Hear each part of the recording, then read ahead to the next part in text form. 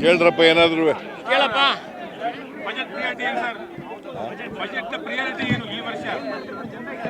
Budget ಮಾರ್ಚಿನಲ್ಲಿ ಮಂಡಿಸೋದು.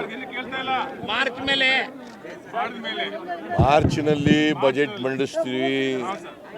ನಾನು ಆಗ budget ಪೂರ್ವಭಾವಿ ಸಭೆ ಚರ್ಚೆ ಪ್ರಾರಂಭ ಆಗುತ್ತಲ್ಲ, ಆಮೇಲೆ ಹೇಳ್ತೀನಿ. ಈಗ ಕುಮಾರಸ್ವಾಮಿ ಅವರು ಕಾಂಗ್ರೆಸ್ ಸರ್ಕಾರದಲ್ಲಿ 60% ಹೇಳಿದೆ ಅಂತ ನಿಮ್ಮ ಕಾರ್ಯಕರ್ತರು ಹೇಳಿದ ವಿಧಾನಸೌಧದಲ್ಲಿ ಅಂತ ಹೇಳಿದ್ರು. ಕುಮಾರಸ್ವಾಮಿ ಅವರು ಒಂದು ಆರೋಪ ಮಾಡಿದ 60% ಕಮಿಷನ್ ನೀಡ್ತಾ ಇದೆ ಕಾಂಗ್ರೆಸ್ ಸರ್ಕಾರದಲ್ಲಿ ಅಂತ ಕುಮಾರಸ್ವಾಮಿ ಆರೋಪ ಮಾಡಿದ್ದಾರೆ. ಪ್ರೂವ್ ಮಾಡಲಿ, ಸಾಬೀತು ಮಾಡೋಕ್ಕೆ ಹೇಳಿ, ಅದನ್ನು ಸಾಬೀತು ಮಾಡೋಕ್ಕೆ ಹೇಳಿ. 60% ಕಮಿಷನ್ನು ನಡೀತಾ ಇದೆ, ಭ್ರಷ್ಟಾಚಾರ ನಡೀತಾ ಇದೆ ಅಂತ ಇದ್ದರೆ ಲೆಟ್ ಹಿಮ್ ಪ್ರೂವ್ ಇಟ್.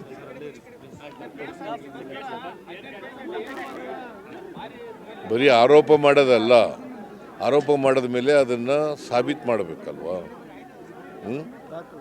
ಆರೋಪ ಮಾಡಿದ ಮೇಲೆ ಅದನ್ನು ಸಾಬೀತು ಮಾಡ್ತಕ್ಕಂಥ ಕೆಲಸ ಮಾಡಬೇಕಲ್ವಾ. ಬರೀ ವಿರೋಧ ಪಕ್ಷದವರು ಬರೀ ಆರೋಪಗಳು ಮಾಡೋದೇ ಕೆಲಸ ಅಲ್ಲ. ಆರೋಪಗಳನ್ನು ಮಾಡಿದ ಮೇಲೆ ಆರೋಪಗಳನ್ನು ಸಾಬೀತು ಮಾಡ್ತಕ್ಕಂಥ ಕೆಲಸನೂ ಕೂಡ ಮಾಡಬೇಕು, ಮತ್ತು ಆರೋಪಗಳನ್ನು ದಾಖಲಾತಿಗಳ ಮೂಲಕ ಮಾಡಬೇಕು. ದಾಖಲಾತಿ ಇಲ್ಲದೇ, ಆಧಾರ ಇಲ್ಲದೇ ಆರೋಪಗಳನ್ನು ಮಾಡಬಾರ್ದು.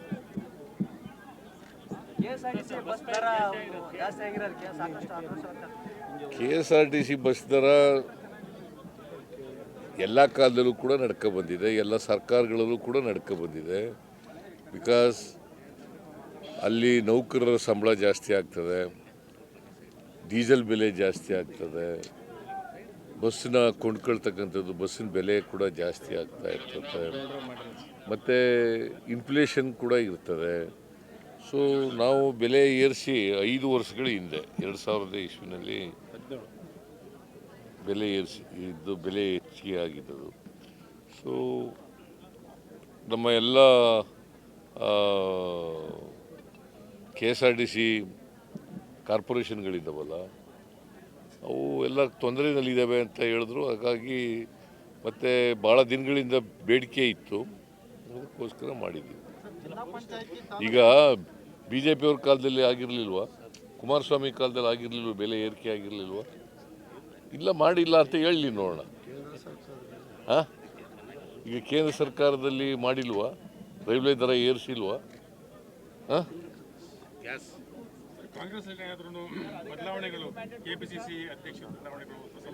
ಇಲ್ಲ, ಅದೆಲ್ಲ ಹೈಕಮಾಂಡ್ನವರು ತೀರ್ಮಾನ ಮಾಡೋದು, ನಾವಲ್ಲ ಮಾಡೋದು. KPCC ಅಧ್ಯಕ್ಷರದು, ಚೀಫ್ ಮಿನಿಸ್ಟರ್ದು ಎಲ್ಲ ಹೈಕಮಾಂಡ್ನವರು ಏನು ತೀರ್ಮಾನ ಮಾಡ್ತಾರೆ ಅದು. ಯಾವುದು ಖಾಲಿ ಇದ್ದಾವೆ?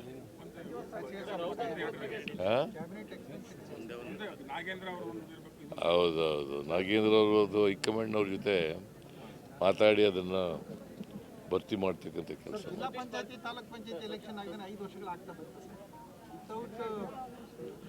ಯಾರ ಕಾಲದಲ್ಲಿ ನಿಂತೋದದ್ದು?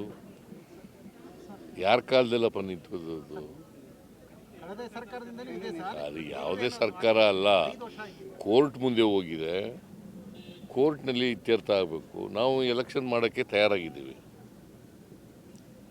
ಎಲೆಕ್ಷನ್ ಮಾಡಲಿಕ್ಕೆ ತಾಲೂಕು ಪಂಚಾಯತಿ, ಜಿಲ್ಲಾ ಪಂಚಾಯತಿ ಚುನಾವಣೆ ಮಾಡಲಿಕ್ಕೆ ತಯಾರಾಗಿದ್ದೀವಿ. ಯಾವಾಗಾದರೂ ಕೂಡ ಚುನಾವಣೆ ಮಾಡ್ತೀವಿ.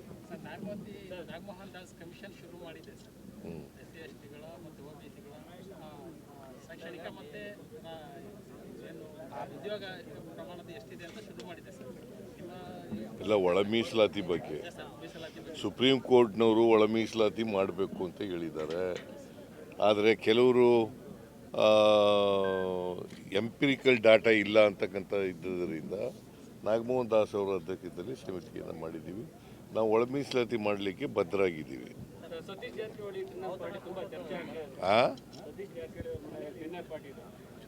ಏನು ಊಟಕ್ಕೆ ಸೇರೋದೇ ತಪ್ಪ? ನೀವು 4-5 ಜನ ಊಟಕ್ಕೆ ಸೇರಲ್ವಾ? ನಾವು ಸೇರಿದ್ರು ಅಷ್ಟೇ, ನಾವು ಊಟ ಮಾಡೋದು ಒಂದೇ, ನೀವು ಊಟ ಮಾಡೋದು ಒಂದೇ.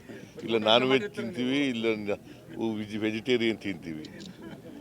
ಊಟ ಮಾಡೋದು ಅಂತಂದರೆ ಎಲ್ಲರೂ ಊಟ ಮಾಡೋದು ಒಂದೇ. ಈಗ ರಾಜಕಾರಣಿಗಳು ಸೇರಿದ್ರೆ ಅದಕ್ಕೆ ಒಂದು ಬಣ್ಣ ಕಟ್ತಾರೆ, ಬೇರೆಯವರು ಸೇರಿದ್ರೆ ಅದಕ್ಕೆ ಬಣ್ಣ ಇಲ್ಲ. ಊಟ ಮಾಡೋಕ್ಕೆ ಸೇರೋದು. ಈಗ ಭಾಳ ಸ್ಪಷ್ಟಪಡಿಸಿದ್ದೀವಿ, ಅಲ್ಲಿ ಯಾವುದೇ ರಾಜಕೀಯ ಚರ್ಚೆ ನಡೆದಿಲ್ಲ. ಕೆಪಿಸಿ ಅಧ್ಯಕ್ಷ ದಾವಣಗೆರೆಯಲ್ಲಿ ವಿಶ್ವ ಕನ್ನಡ ಸಮ್ಮೇಳನ ದಾವಣಗೆರೆಯಲ್ಲಿ 2017ರಲ್ಲಿ ನೀವೇ ಸಿಎಂ ಇದ್ದಾಗ ಮಾಡಿದ್ರು ಸರ್. ದಾವಣಗೆರೆಯಲ್ಲಿ ವಿಶ್ವ ಕನ್ನಡ ಸಮ್ಮೇಳನ ಮಾಡಬೇಕು ಅಂತ ಹೇಳಿ ನೀವೇ ಸಿಎಂ ಇದ್ದಾಗ ಮಾಡಿದ್ರು ಸರ್. ಅದನ್ನ ಮುಂದಕ್ಕೆ ಹೋಯ್ತದು. ಅದನ್ನ ಈ ವರ್ಷ ಮತ್ತೆ ಮರು ಡೇಟ್ ಫಿಕ್ಸ್ ಮಾಡಿಬಿಟ್ಟು ಮಾಡ್ಕೊಳ್ಳಿಕ್ಕೆ ತಾವು ಆದೇಶ ಮಾಡಿದ್ರಿ. ವಿಶ್ವ ಕನ್ನಡ ಸಮ್ಮೇಳನ ಲಾಸ್ಟ್ ಟೈಮ್ ಬಜೆಟ್ನಾಗ ಅನೌನ್ಸ್ ಮಾಡಿದ್ರಿ ಸರ್. ತಾವು ಸರ್ 30 ಕೋಟಿ ನೋಡ್ತೀನಿ ನಾನು, ಅದನ್ನು ಚರ್ಚೆ ಮಾಡ್ತೀವಿ, ಪರಿಶೀಲನೆ ಮಾಡ್ತೀವಿ.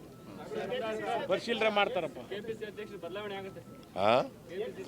ಹೈಕಮಾಂಡ್ನವ್ರಿ ಮಾಡೋದು, ನಾವು ಹೆಂಗೆ ಹೇಳೋಕ್ಕಾಗುತ್ತೆ? ಸರ್ ಹರಿಹರ ಗುತ್ತಿಗೆದಾರೊಬ್ಬರು ದಯಾಮರಣಕ್ಕೆ ಲೆಟರ್ ಬರೆದಿದ್ದಾರೆ ಸರ್.